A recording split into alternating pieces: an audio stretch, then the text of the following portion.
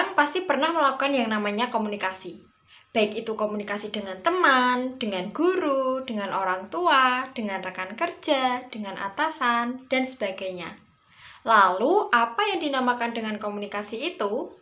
Komunikasi merupakan sebuah proses di mana suatu ide dialihkan dari sumber kepada orang lain atau kepada penerima dengan maksud untuk mengubah tingkah laku mereka. Mengapa komunikasi dinamakan sebuah proses? Karena di situ merupakan kegiatan yang ditandai dengan sebuah tindakan, perubahan, pertukaran, dan juga perpindahan. Menurut pakar komunikasi Harold Lesway mengatakan, who says what, in what channel, with what effect. Atau dengan kata lain, siapa menyampaikan pesan apa, dengan channel atau media apa, dan bisa menimbulkan efek apa.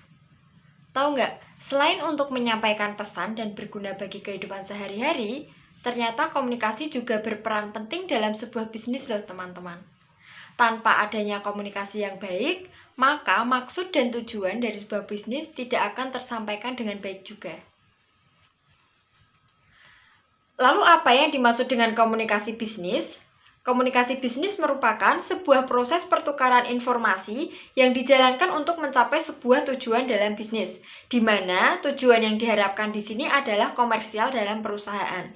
Komunikasi bisnis bisa berupa verbal maupun nonverbal, yang di dalamnya berisi mengenai pendapat, ide, gagasan, maupun informasi. Komunikasi bisnis juga dilakukan baik secara personal maupun bisa dilakukan juga secara impersonal. Dalam komunikasi bisnis menjadi hal yang sangat penting yang harus kita terapkan, yang harus kita ketahui apabila kita ingin menjalankan sebuah bisnis dan juga apabila kita ingin berkomunikasi di perusahaan. Setelah mengetahui apa itu komunikasi bisnis, kita juga harus mengetahui tujuan dari komunikasi itu sendiri. Tujuan dari komunikasi bisnis yaitu untuk mencapai tujuan bisnis, agar bisnis bisa berjalan secara efektif dan efisien sehingga tujuan perusahaan akan tercapai. Selain itu, untuk menciptakan interaksi atau hubungan dalam perusahaan, baik itu hubungan antara perusahaan dengan karyawan, hubungan perusahaan dengan konsumen, hubungan perusahaan dengan pemerintah, ataupun dengan pihak eksternal yang lainnya. Gambar ini kita bisa melihat dalam mencapai sebuah tujuan dalam berkomunikasi, pastinya ada banyak sekali hambatan-hambatan. Karena tidak ada komunikasi yang lancar tanpa suatu hambatan atau tanpa adanya noise.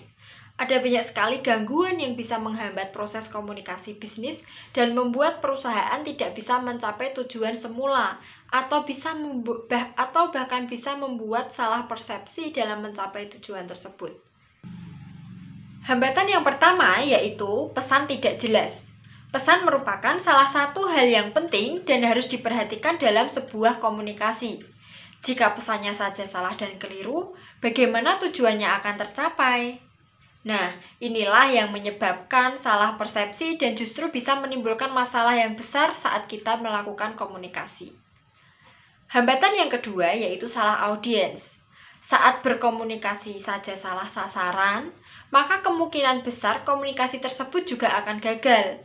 Maka dari itu, sebelum kita melakukan komunikasi, kita harus terlebih dahulu menentukan siapa sih audiens kita. Misalnya nih, kita akan melakukan sebuah promosi mengenai alat-alat masak. Nah, tapi kita melakukan promosi tersebut audiensnya bapak-bapak. Nah, itu kan salah sekali ya teman-teman audiens kita. Nah, hambatan yang ketiga yaitu tempat.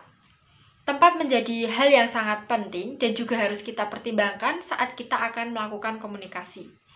Salah memilih tempat akan menyebabkan gagal juga memilih audiens dan juga komunikasi tersebut tidak akan tercapai dengan baik.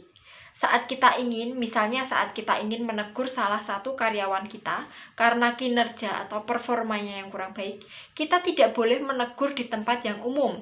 Kita harus memilih tempat yang sepi dan melakukan komunikasi dua arah dengan mereka yang melakukan kesalahan. Lalu bagaimana dengan peran komunikasi di era digital seperti sekarang ini? Belakangan ini banyak sekali komunikasi bisnis yang berkembang pesat dengan adanya internet dan juga media sosial. Karena saat ini hampir semua orang menggunakan media sosial. Akan tetapi, Banyak juga orang yang mengira bahwa platform media sosial seperti Twitter, Facebook, WhatsApp, TikTok, Instagram hanya bisa digunakan sebagai saluran untuk berkomunikasi dengan teman dan keluarga. Akan tetapi, sebenarnya fungsi media sosial itu telah berkembang semakin luas untuk semua jenis kalangan bisnis. Banyak sekali komunikasi bisnis yang bisa dilakukan di era digital seperti sekarang ini. Misalnya endorsement. Siapa sih yang nggak tahu endorsement? Endorsement itu merupakan istilah di mana kita memasang iklan dengan cara disampaikan oleh promotor. Promotor ini bisa berupa bisa artis, selebgram, atau influencer melalui unggahan-unggahan di media sosial mereka. Nah, lewat cara ini, suatu produk kita bisa meng-guide konsumen dengan testimoni yang diberikan oleh si promotor tersebut. Promotor ini bisa berupa video-video yang diunggah melalui Instagram dan juga di YouTube, bisa unggahan-unggahan foto di Facebook atau Instagram, dan juga bisa melalui video-video di TikTok. Selain itu, bisa juga dilakukan melalui penawaran produk via email. Pernah nggak kalian mendapatkan penawaran diskon atau produk terbaru melalui e-commerce lewat email? Nah, itu merupakan salah satu bentuk komunikasi bisnis yang paling up to date di masa sekarang ini, teman-teman. Nah, karena surel tersebut dikirim sebagai notifikasi kita dengan tujuan supaya kita bisa mengenal produk tersebut dan paling tidak kita bisa tertarik atau kenal dengan produk tersebut. Contoh lain dari komunikasi bisnis di era digital seperti sekarang ini yaitu penawaran via telemarketing. Misalnya, yaitu bisa dilakukan dengan penawaran asuransi via telepon dari bank tempat kita menabung. Karena telemarketing ini bekerja dengan sistem pendekatan lebih lanjut kepada para konsumennya. Banyak sekali manfaat yang kita peroleh dari adanya media sosial dalam berkomunikasi bisnis. Yang pertama yaitu meningkatkan loyalitas dan brand awareness, menjalankan iklan dengan hasil real time, mengetahui apa yang sedang kompetitor lakukan, kita bisa berbagi konten dengan lebih cepat dan juga lebih murah.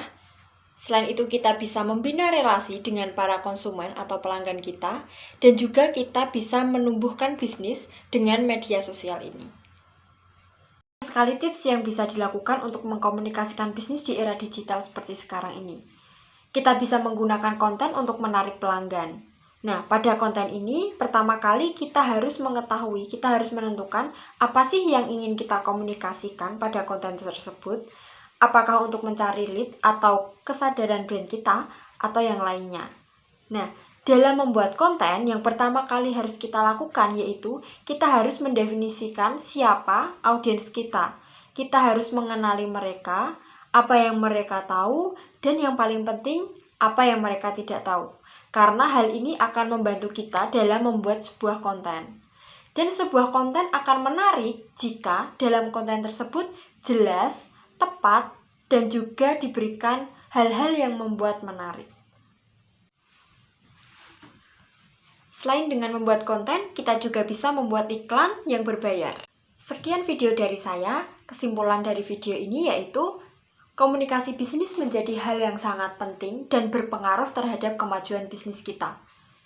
Di era digital seperti sekarang ini, banyak sekali cara-cara yang dapat kita lakukan melalui platform-platform yang ada untuk mengkomunikasikan bisnis kita.